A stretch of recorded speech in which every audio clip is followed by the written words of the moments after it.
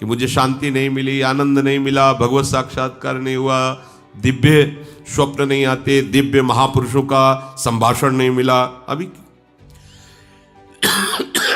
हमें लीला दर्शन नहीं हुआ।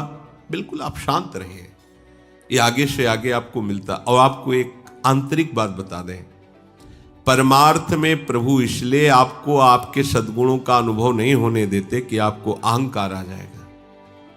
जैसे जैसे सद्भावना भजन बढ़ता है वैसे वैसे अपने में हे भाव आता है, मैं कितना नीच हूं, जैसे भजन करना चाहिए वैसा भजन नहीं होता। ये प्रभु की कृपा होती है कि अपने में अहंकार ना कर दैन्यता आए, और भजन जितना बढ़ाओगे उतने ही भजन की भूख बढ़ती चली जाएगी। कभी आपको ऐसा नहीं आएगा कि मैं बहुत भजन करता हूं। जब आपको बात आएगी तो हृदय से आएगा कि जैसा भजन होना चाहिए वैसा नहीं होता। ये सच्चे भजनानंदी का लक्षण है। उसका हृदय बोलेगा चल रहा है, बस एक क्रिया मात्र चल रही, जैसा होना चाहिए वैसा नहीं हो रहा, क्योंकि उसके सामने वो महापुरुष हैं जो प्रेम रस में डूबे हुए हैं, देख रहा है उनकी स्थिति को, तो उसको अपनी स्थिति बहुत लघु लग रही है। प्रभु अहंकार अपने जनों में नहीं आने देते। संसार का महत्व हट रहा है, प्रभु का भजन बढ़ रहा है, यही हमारा परम लाभ है, परम सिद्धि है। तो शनै शनै रूपर में तो धीरे धीरे तुम विषयों को छोड़ो। शनै शनै क्यों कह रहे? जैसे सेवक जी कह रहे सहित सहित बाढ़ है भगति। आज से एकदम ये नहीं ये नहीं ये नहीं ये नहीं, 1 2 दिन 4 दिन 5 दिन फिर उसी में गिरोगे, ऐसे नहीं। एक एक विषय को समझते जाओ धीरे धीरे, और जो छोड़ते जाओ उसे दोबारा पकड़ो मत। जैसे क्रमशः धीरे धीरे आपको बाजार का नहीं पाना, लंबा समय 1 वर्ष का दिया, मतलब गया, इस जीवन में दोबारा नहीं पाना है, गया। ये हम उन उपासकों को कह रहे हैं जिन्होंने भगवत प्राप्ति का दृढ़ निश्चय करना है या कर चुके हैं, जो सीधे लक्ष्य बना चुके हैं इसी जन्म में भगवत प्राप्ति। अब आपको 2 टाइम ही केवल भोजन करना है, एक 11 से 12 के बीच में, और एक 8 से 9 के बीच में, बस। फिर नहीं लेना, कुछ नहीं लेना।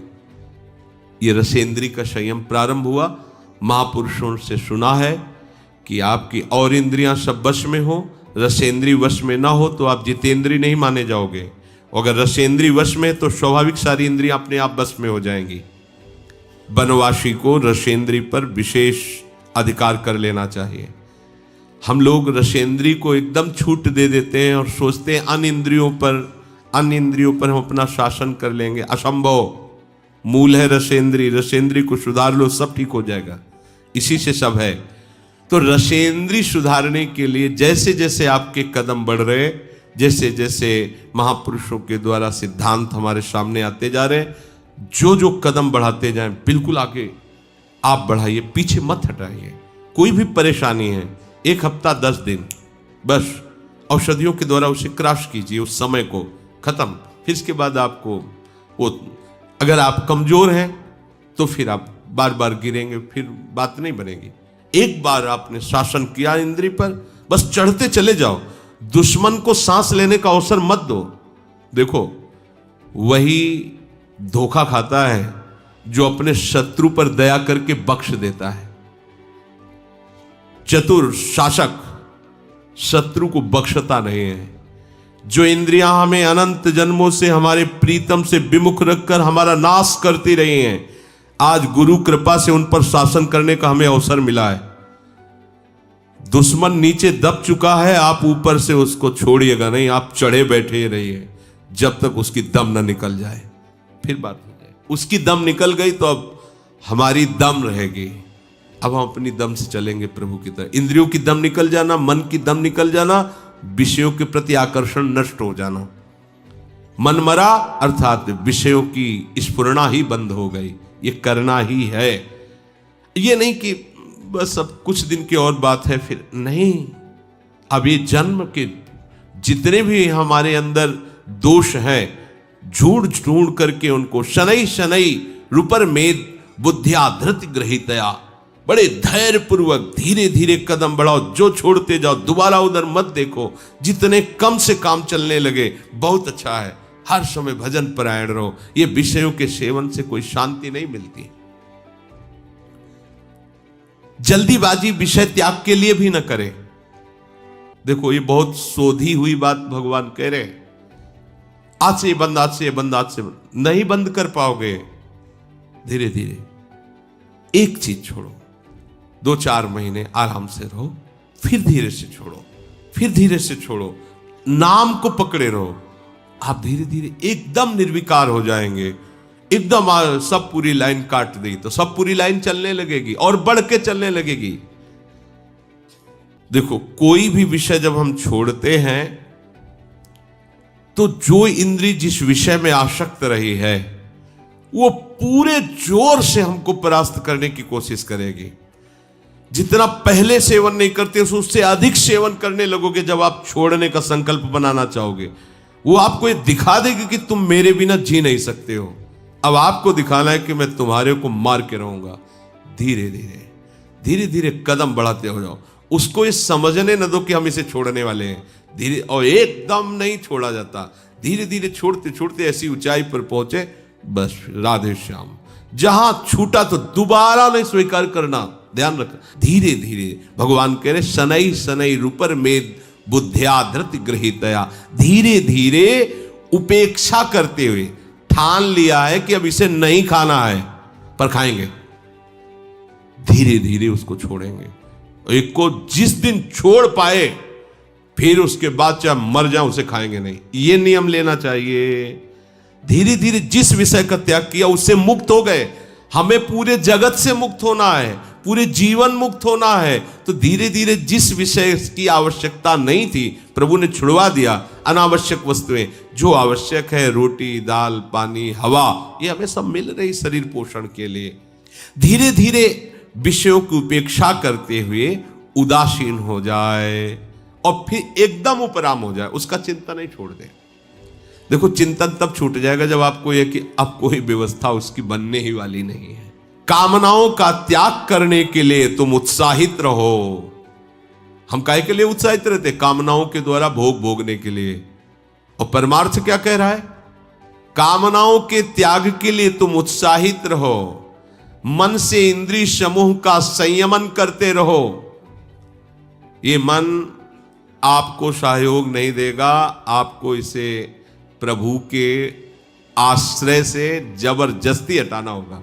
आप सोचे कि कभी ना कभी तो मन उब जाएगा, तो जब से सृष्टि रची गई तब से आज तक नहीं उबा है।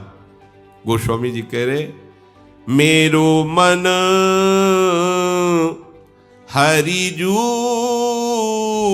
हठ न तजय, निशिदिन नाथ देव सिख बहु विधि, करत स्वभाव निजय। मेरो मन हरिजू हठ न तजय। हे हरिजू, इसे बहुत समझाते हैं। विषयों में सुख नहीं है, प्रपंच में कोई तुम्हारा साथ देने वाला नहीं है, ये सब झूठा है। निशिदिन नाथ देव सिख बहुविधि। भरत, इसका स्वभाव बड़ा चंचल और विषयों की तरफ जाने का है। ये मानता नहीं, बड़ा हठी स्वभाव का है। उन्हीं विषयों पर जा रहा है जिन पर हम मना कर रहे हैं। शास्त्र की बातें सामने रख करके इसको सिखा रहे हैं, इसको बहुत समझा रहे हैं कि देखो अनंत जन्मों में भोगते रहे, कोई सुख नहीं, अब हरि शरण में आ जाओ। नहीं समझ रहा। थोड़ी देर के लिए तो समझता है, ऐसा नहीं कि बिल्कुल नहीं समझ रहा है। कैसे थोड़ी देर के लिए? बोले ज्यों जुवती अनुभवती प्रसो, अति दारुण दुख उपजय, हुए अनुकूल विसारी सूल सठ, पुनिखल पति भजे। मेरो मन हरिजू हठ न तजे। जब युवती गर्भवती होती है, प्रसव का समय आता है तो भयानक पीड़ा होती है। उस पीड़ा के समय वो निश्चय करती कि अब पति का संग नहीं करूंगी, ये बड़ा कष्टदायी है। फिर समय आता है वो भूल जाती। बस ऐसे ही जब मन फंसता है, पिटाई होती है इसकी, तब कहता है कभी गलती नहीं करूं, एक बार क्षमा कर दो। और जहां फिर समय मिला फिर वही चला जाता है। वही अनुकूल विशार शूल सट पुनि कल पति ही भजय। हे नाथ, इसे बहुत जगह ठोकरें मिलती, लाते खाता है, पर वापस आने की सोचता ही नहीं। बड़ा विचित्र मन है। कह रहे इसे बहुत समझा रहा हूं, ये बड़ा विचित्र मन है। ये 100 जूता खाएगा फिर भी वहीं जाकर के बैठेगा, पैर छूने की कोशिश करेगा कि मुझे बैठे रहने दीजिए उन्हीं विषय द्वारों पर। लोलुप भ्रम ग्रह पशु ज्यों जहां तहां, सिर पद त्राण बजे। पदत्राण जूता को कहते हैं। सिर पद त्राण बजे, जूते का प्रहार खोपड़ी में खाकर फिर भी 100 जूता खाए, तमाशा घुस के देखे जाए। गांव की कहावत में ये मन की दशा ऐसी है। ये विषय लोलुप मन बार बार, आप देखो 5 मिनट के अपराध में पूरे जीवन के लिए सजा हो जाती है। 5 मिनट के मन के अधीन होने पर ऐसी क्रिया बन जाती है जिसका परिणाम होता है पूरे जीवन के आजीवन कारावास। सोचो, 5 मिनट हम नहीं संभाल पाए तो आजीवन हमको दंड भोगना पड़ा। और अगर ये जन्म नहीं संभाल पाए तो हमें कितना बड़ा दंड मिलेगा। आप यही की बात समझना। अच्छा, आपको लगता है कि हमारी कोई बात जान नहीं रहा, हमें तो कोई सजा नहीं मिली, हम तो यहां स्थूल कानून है। एक सूक्ष्म अदालत है जिसमें किसी गवाही की जरूरत नहीं है, किसी रिपोर्ट की जरूरत नहीं है, किसी भी वकील की जरूरत नहीं है। बिना वकील के, बिना गवाही के, बिना किसी कानून के अपने आप वो आपको सिस्टम पहुंचा देगा उसी दंड पर। एक 5 मिनट की गलती जीवन की खुली तो आजीवन कारावास, और आजीवन पूरा तुमने बर्बाद किया भगवत विमुख होकर, तो इसका दंड यमपुरी में मिलेगा। ये कल्पों में मिलता है, कल्पों में। बोले 5 मिनट की गलती के कारण तुम्हें आजीवन कारावास, और पूरे जीवन भगवत विमुख रहकर गंदे आचरण करते रहे, कोई नहीं जाना, माना, निकल गए यहां से तो निकल गए, लेकिन वो सूक्ष्म अदालत जो यमपुरी है वहां तुम्हें कल्पों की सजा होती है। वहां ये तुम्हें लगता होगा कल्पों की कैसे? ऐसे ही जैसे 5 मिनट के गंदे आचरण का फल आजीवन कारावास, ऐसे ही पूरा जीवन तुम्हें भगवत भजन के लिए दिया गया था, अपने उद्धार के लिए दिया गया था, और तुमने मनमानी धर्म विरुद्ध आचरण किए। तो फिर धर्मराज जो भगवान के परम महाभागवत भक्त हैं, वो फिर इसका निर्णय करते। 1 सेकंड में करोड़ों जीवों का निर्णय हो जाता है। 1 सेकंड में करोड़ों जीवों का। वो ऐसी थोड़ी सरकार कि वहां कंप्यूटर चलाना पड़े, नहीं। हाँ भाई वकील तुम बोलो, वो बोलो, नहीं। वहां तो 1 सेकंड में करोड़ों जीवों का हिसाब होता है। पूरी सृष्टि का न्यायालय है वो, पूरी सृष्टि का, और लगातार चलता ही रहता है वहां। और वहां मरना है नहीं, वहां केवल दंड ही दंड है, भोगना ही भोगना है, सांस लेने का भी सुख नहीं है। भयभीत हो जाओ, जैसी हित हित सजनी स्वरूपा महाप्रभु ने ये कहा, बहुत बड़ी बात कह दी। प्रिया प्रीतम के सुख का वर्णन करने वाले महापुरुष थोड़ा सा संकेत, जय सीत हरिवंश नरक गति दुर्बर।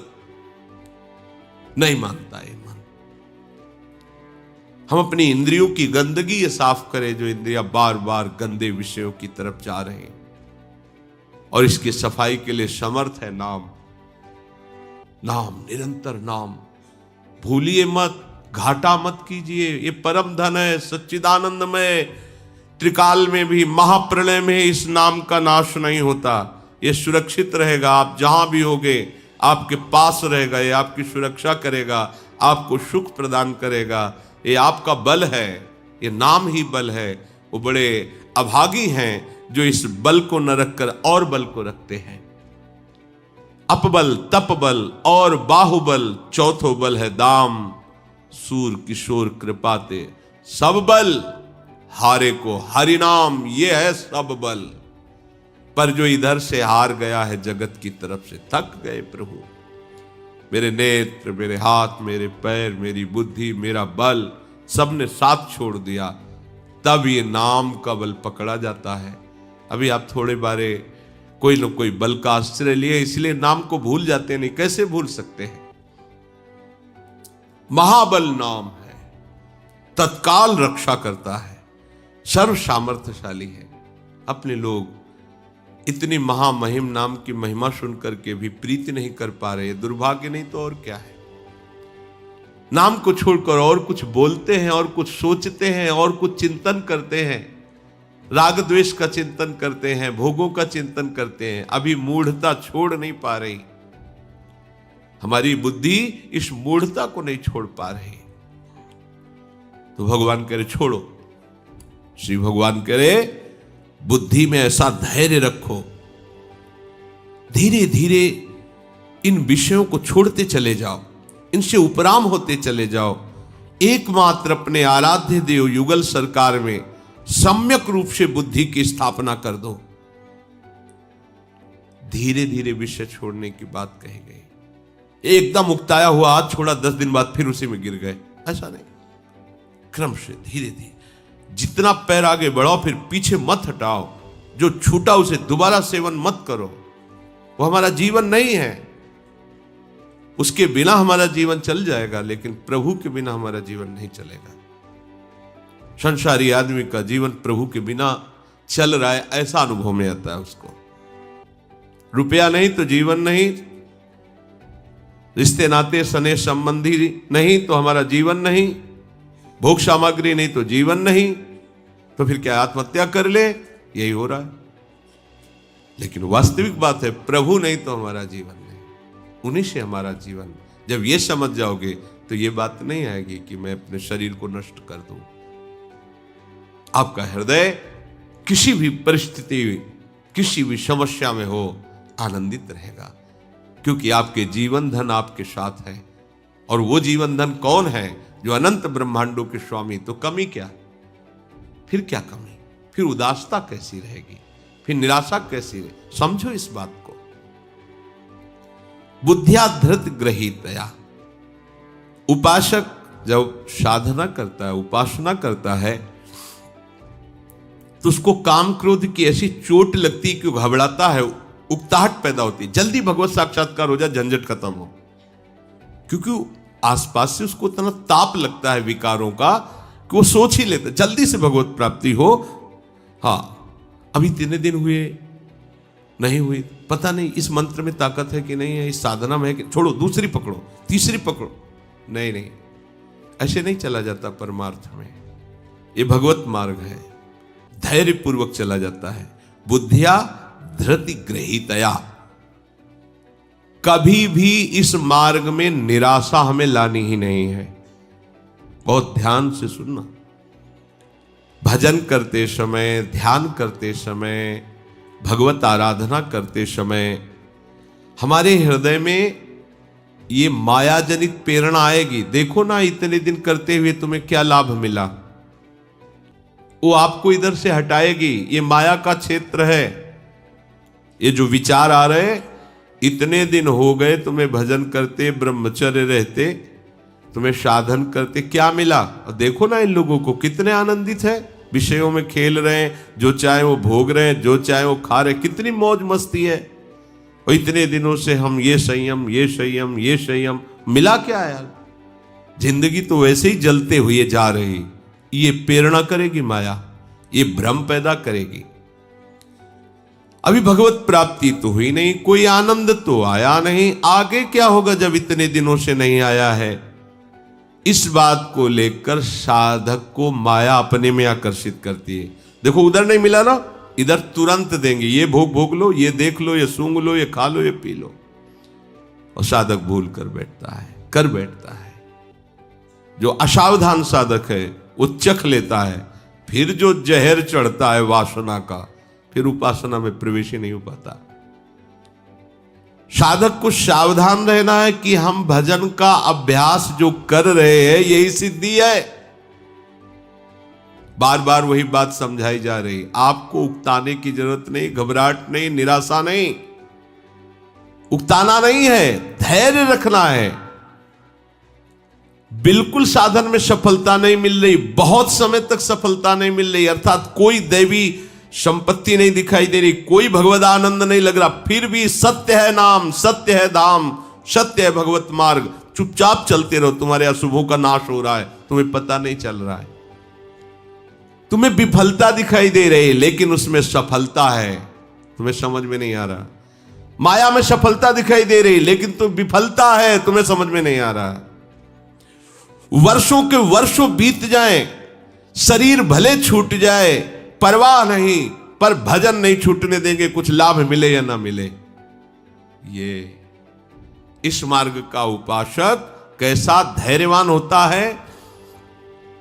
पूज्यपाद श्री उड़िया बाबा जी महाराज जब साधन काल में साधना करते थे तो एक छवि ऐसे रखते थे महात्मा बुद्ध की, और ये श्लोक उस छवि के ऊपर लिखा हुआ था, और उस छवि में महात्मा बुद्ध की हड्डी हड्डी केवल शरीर में रह गई थी, शुष्क एकदम शरीर सूख गया था, कृष्ण एकदम शरीर, आंख मूंदे हुए एक वृक्ष के नीचे बैठे हुए, ऊपर ये श्लोक लिखा हुआ था, इहासने शुष्यतु मे शरीरम त्वगस्थिमांशं प्रलयं च यातु अप्राप्य बोधम बहुकल्प दुर्लभम नैवासनात् कायमिदं चलिष्यति। इसी आसन पर बैठे हुए मेरा शरीर सूख जाए, चमड़ी मांस हड्डी तक गल जाए, नष्ट हो जाए, पर जब तक ब्रह्मबोध नहीं होता तब तक मैं उठने वाला नहीं। ये महात्मा बुद्ध जी ने पहला संकल्प किया था जब घर से निकलकर एक आसन पर बैठे, तो ये संकल्प, यह आसने शुष्यतु मे शरीरम त्वगस्थिमांसम प्रलयम च याति। ये त्वगेंद्री, ये अस्थि, ये मांस, ये सब गलित हो जाएं तो भी जब तक भगवत साक्षात्कार नहीं होगा, ब्रह्मबोध नहीं होगा, तब तक मैं इस आसन से उठने वाला नहीं। बहुकल्प दुर्लभम, जो बहुत कल्पों में नहीं प्राप्त होता, अगर वो इसी जन्म में प्राप्त हो जाए तो कितना सस्ता होता है। हम महीने, 2 महीने, 4 महीने, 6 महीने में घबराने लगते हैं, कोई हमारे को दिव्यता अनुभव में नहीं आ रही। राधा राधा बोल रहे हो, धाम में रह रहे हो, धाम के आश्रित हो, भगवत मार्ग में चल रहे हो, ये तुम्हें दिव्यता नहीं दिखाई दे रही? तुम्हारी पशुता नष्ट हो गई, तुम्हारी आसुरी वृत्ति नष्ट हो गई। देखो ना, लोग असुर भाव को प्राप्त हो रहे हैं। असुर भाव किसे कहते हैं? जो शास्त्र की आज्ञा न माने, माता पिता का अपमान करे, मदिरा मांस आदि का भक्षण करे, मनमानी व्यभिचार करे, उसी को तो असुर भाव कहते हैं।